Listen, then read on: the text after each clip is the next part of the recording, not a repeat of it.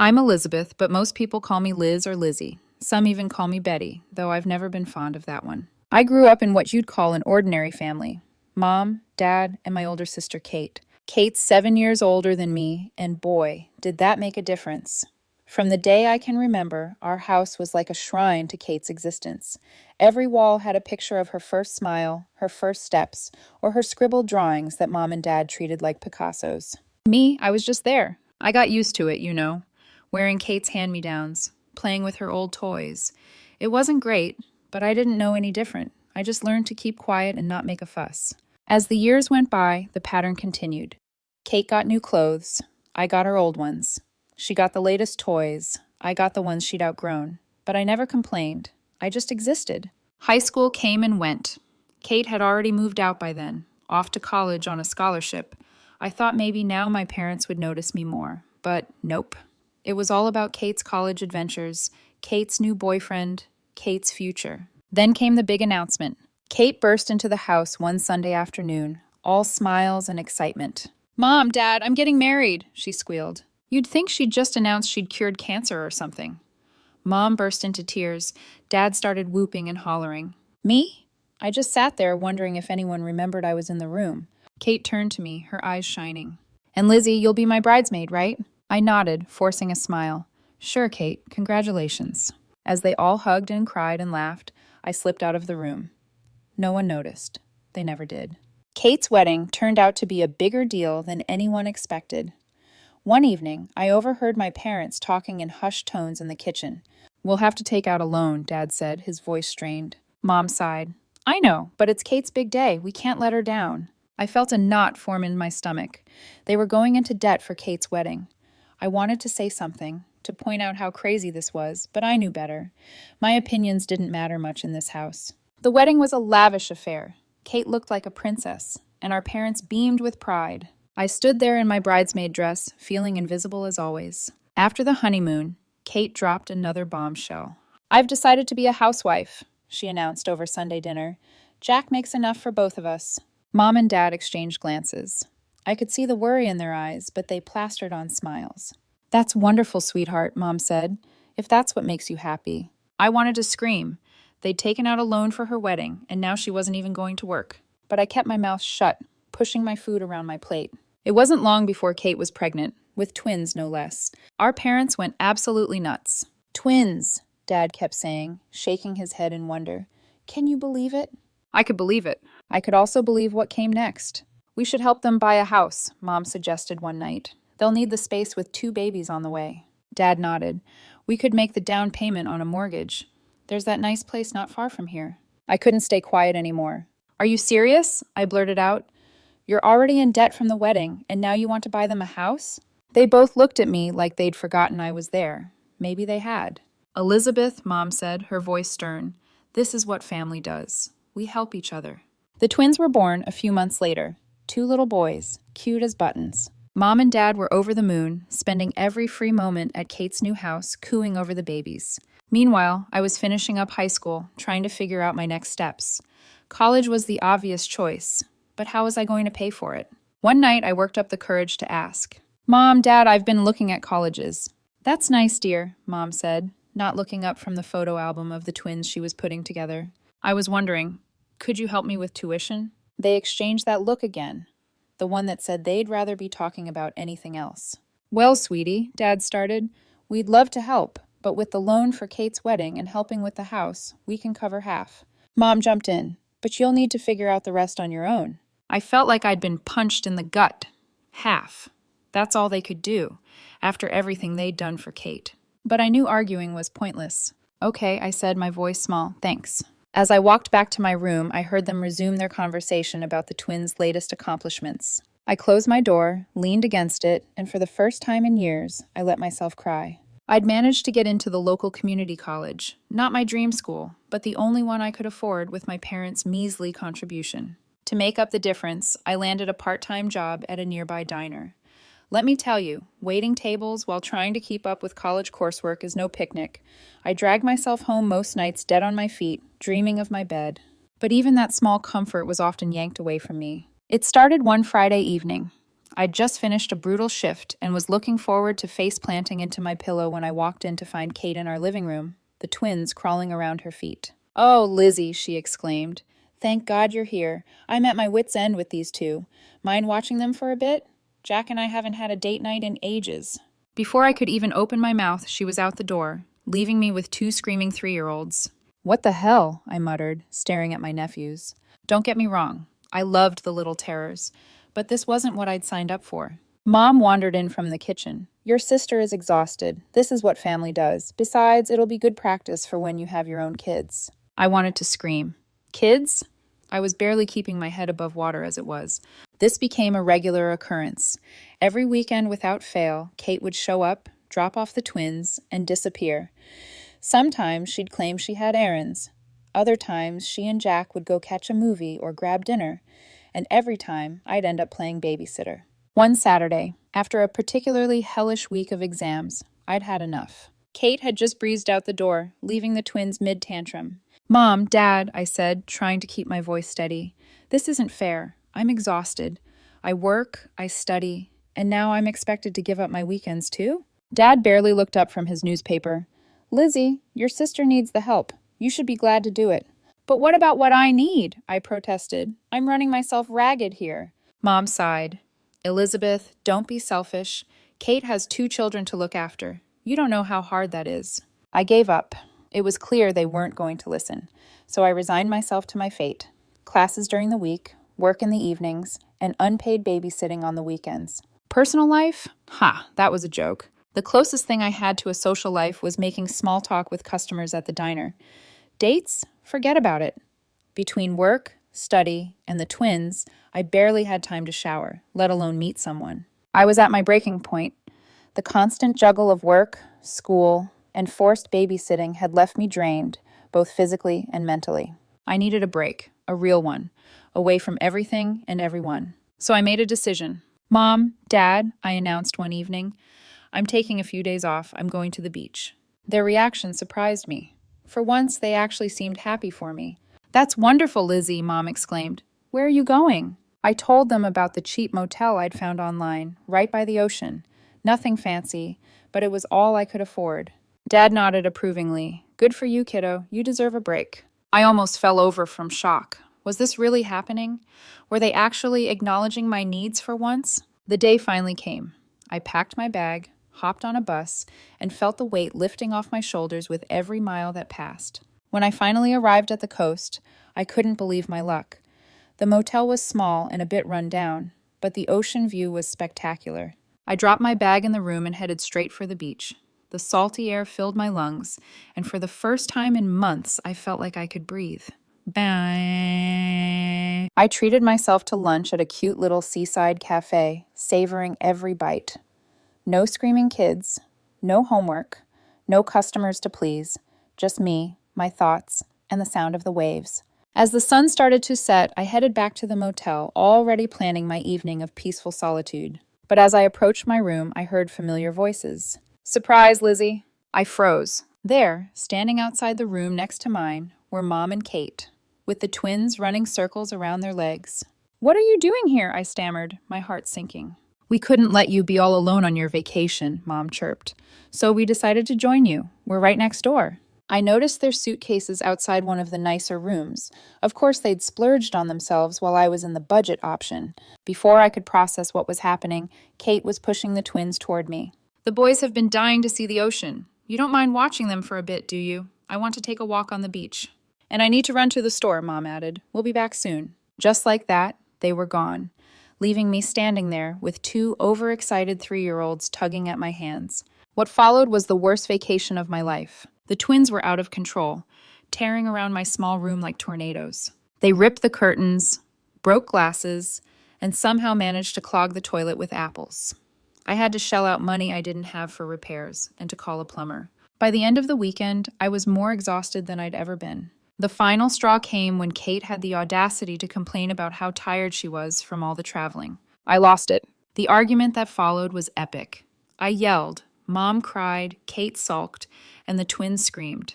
Through it all, I packed my bags that night and caught the first bus home in the morning. As I watched the coastline disappear behind me, I felt something shift inside. This couldn't go on. Something had to change. I dragged myself through the front door, exhaustion weighing heavily on my shoulders. Dad was in his usual spot, eyes glued to the TV. He barely grunted a hello as I passed. I crashed into bed that night, my mind a whirlwind of emotions and half-formed plans. When morning came, I knew what I had to do. I was halfway through packing my suitcase when I heard the front door slam. Mom's voice rang out, sharp and irritated. "Elizabeth, where are you?" She appeared in my doorway, face flushed with anger. "I can't believe you just left us there. Do you have any idea how difficult it was to manage the twins on our own?" I bit back a retort about how I managed the twins on my own all the time. Instead, I just kept packing. Mom's eyes narrowed as she took in the scene. "What are you doing?" "I'm leaving," I said, my voice steadier than I felt. "I'm moving out. I need my own life." Their reactions were immediate and predictable. "How can you be so selfish?" Mom cried. "After everything we've done for you." Dad's face turned red. "You ungrateful girl. Have you thought about your sister? Who's going to help her with the twins?" I felt something snap inside me. "My sister? What about me? When has anyone in this family ever thought about what I need?" "Elizabeth!" Mom gasped. "No, I'm serious," I pressed on. "Kate has a husband. Let him help with the kids. I need to focus on my own life." "You listen here, young lady," Dad growled. "If you walk out that door, don't expect us to keep paying for your college. You'll be on your own." I looked at them, these people who were supposed to love and support me unconditionally. In that moment, I realized they were strangers to me. "Fine," I said, zipping up my suitcase. "I'd rather be on my own than live like this. No personal life, no time for myself, just constant demands and screaming kids. I'm done." I pushed past them, dragging my suitcase down the stairs. They followed, still shouting, but I tuned them out. As I reached for the door handle, Mom made one last attempt. "If you leave now, don't bother coming back." I paused, my hand on the doorknob. Then, without looking back, I opened the door and stepped out into the unknown. The next few weeks were a blur. I crashed on a classmate's couch while scrambling to find a more permanent solution. Eventually, I connected with a girl from my study group who was also looking for a roommate. We found a tiny apartment that we could just barely afford between the two of us. With my parents cutting me off financially, I had to pick up more shifts at the diner. I was working almost full-time on top of my classes. There were nights I thought I wouldn't make it, when the exhaustion was so deep I could barely think straight. But you know what? For the first time in my life, I felt free. No one was making demands on my time. No one was guilting me into babysitting or putting their needs before my own. The apartment was small. My bed was a mattress on the floor. But it was mine. I threw myself into my studies with a determination I didn't know I possessed. Every all-nighter, every missed social event, every extra shift. It was all working toward my goal, my future. Before I knew it, 2 years had passed. As I sat in the auditorium on graduation day waiting for my name to be called, I scanned the crowd. A small part of me hoped to see a familiar face. Mom, Dad, even Kate. But the seats I'd reserved remained empty. Life after college was like stepping into a whole new world. I landed a job at a marketing firm, and suddenly I had a steady income that wasn't just scraping by. For the first time in years, I could breathe easy. I rented my own apartment. Nothing fancy, but it was all mine. No roommates, no family drama, just peace and quiet. And let me tell you, it was glorious. I started doing all those normal things I'd missed out on before. I went on dates, made new friends, even had a couple of short relationships. Nothing serious, but it was fun to just be young and carefree for once. My parents. They were still in the picture, but barely. We talked maybe once a month, in stilted conversations full of awkward silences and thinly veiled disapproval. They were still sore about me moving out, and I wasn't exactly rushing to mend fences. Then came my 25th birthday. I had plans with friends, nothing wild, just dinner and drinks. But a week before, I got a call from Mom. "Elizabeth," she said, her voice oddly cheerful, "we want you to come over for your birthday. The whole family will be there." Against my better judgment, I agreed. When I arrived at my parents' house, it was like stepping back in time. Kate and her husband were there, the twins, now 7 years old, running around like little tornadoes. Various aunts, uncles, and cousins milled about, all smiles and hugs. "Happy birthday, Lizzie," they chorused as I walked in. I plastered on a smile, accepting hugs and well wishes. Then came the gifts. Most were typical. Clothes, books, gift cards. But then Mom handed me an envelope with a flourish. "This is from all of us," she said, beaming. I opened it, my stomach sinking as I saw what was inside, a ticket to a beach resort. "We're all going," Dad announced proudly. "A big family vacation. We've paid for everything." I froze. A family vacation with the twins. It was my ruined beach trip all over again. I opened my mouth to refuse, but Mom squeezed my arm, whispering harshly, "Don't you dare make a scene. Not in front of everyone." So I smiled and thanked them, all the while screaming internally. The party wound down, relatives trickled out, and finally it was just us. Me, Mom, Dad, Kate, and her family. That's when I let loose. "I'm not going," I said flatly. "What?" Kate gasped. "But it's a family trip." "Exactly," I replied, "and I'm not interested in spending my vacation babysitting your kids again." Kate burst into tears. "You don't love us at all, do you? You don't care about your nephews." "I care about them just fine," I snapped. "But if I wanted kids, I'd have my own." The argument went round and round. Mom called me ungrateful. Dad looked disappointed. Kate kept crying. They all tried to guilt me, to pressure me into giving in. "Fine," I said finally, my voice tired. "I'll go." They all looked relieved, like they'd won some great victory, but they had no idea what was coming.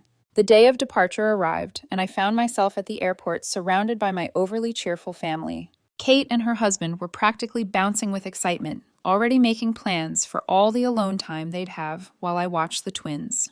"You'll have so much fun with Aunt Lizzie," Kate told the boys, winking at me. "She'll take you to the beach, build sandcastles, maybe even go snorkeling." Mom and Dad were beaming too, going on about how nice it would be for Kate to have a break. Not once did anyone ask what I wanted to do on this vacation. It was clear they all saw me as nothing more than a convenient babysitter. As we approached the check-in counter, I made my move. "Oh," I exclaimed, feigning discomfort. "I need to use the restroom. You guys go ahead and check in. I'll meet you at the gate."